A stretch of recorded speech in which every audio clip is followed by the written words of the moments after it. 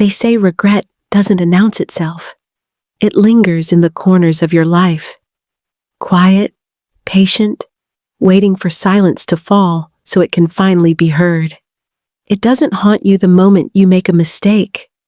It waits until everything else fades, and then it whispers, "Remember?" For me, it began on an ordinary Tuesday. One of those days that passes so quietly, you'd never think it could hold the weight of everything that would come after. Michael, my husband, was away on business again. The house had that strange emptiness it always did when he was gone. Too still, too clean, too aware of itself. I dropped my keys on the counter, kicked off my shoes, and exhaled the kind of tired that seeps into your bones. That's when I heard it. The faint, uneven sound of running water upstairs.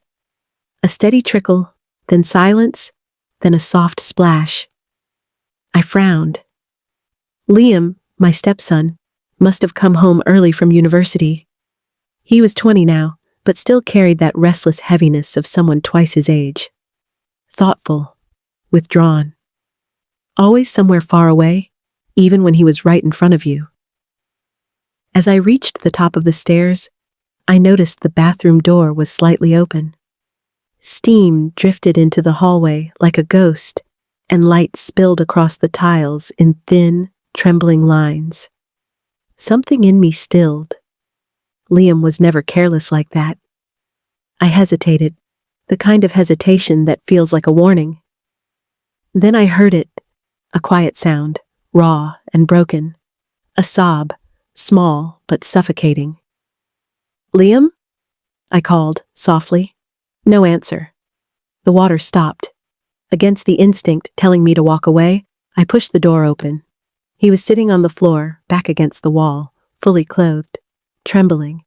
His eyes were red, his breath shallow. He looked lost. "I'm fine," he muttered quickly, but his voice cracked in the middle, betraying the lie. I lowered myself onto the cold tile, keeping distance between us. "You don't have to be," I said. For a long moment, the only sound was the dripping faucet. Then, finally, he spoke. "I don't know what's wrong with me anymore. I can't sleep. I can't think. I feel like I'm disappearing." Something in those words fractured me. It was the same hollow ache I'd seen in his eyes years ago, after his mother died. The kind of grief that doesn't scream, it just lingers. I wanted to reach out, to bridge that fragile space between comfort and intrusion. My hand hovered midair, uncertain whether I was offering him reassurance or asking for it myself. "You're not broken, Liam," I whispered. "You've just been hurt in ways that don't heal neatly. It leaves marks, but it doesn't mean it's over." He looked up, eyes glassy. "Do you really think it gets better?" "I think it has to," I said, though even I wasn't sure I believed it. When I left the bathroom, the air felt different, denser somehow, as if something invisible had shifted. That night, I couldn't sleep. Every sound in the house felt amplified. The creak of wood, the hum of the fridge, the whisper of the wind through the vents. I kept seeing his face, those trembling hands, that look in his eyes that felt too much like recognition.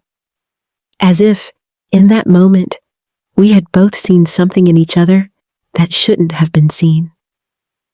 Over the next few days, he avoided me. Meals were brief, words scarce. The silence between us became something you could almost touch. I told myself it was nothing, that I'd only tried to help. But guilt doesn't need logic to grow. It feeds on what-ifs. Then, one evening after dinner, he lingered in the doorway. "I've been thinking," he said quietly. His voice had that tremor again, the one that made you listen even when you didn't want to. "About what?" I asked. "About what you said, that it gets better." He paused, searching the air for words that wouldn't come. I want to believe that. I really do. But it feels like something's missing. Like part of me's still trapped back there, where it all went wrong. His words sank deep. Not just because of what he said, but because I knew exactly what he meant. That ache, that absence. The way pain sometimes becomes the only thing that feels familiar. You'll find your way, I told him softly, but you have to stop searching for your peace in someone else's shadow. He nodded, but his eyes stayed distant. Later that night, I sat alone in the kitchen. The clock ticked steadily, each second carving out the silence between who I was and who I'd just become. Some choices are so quiet when you make them, you don't even realize they've already started to undo you.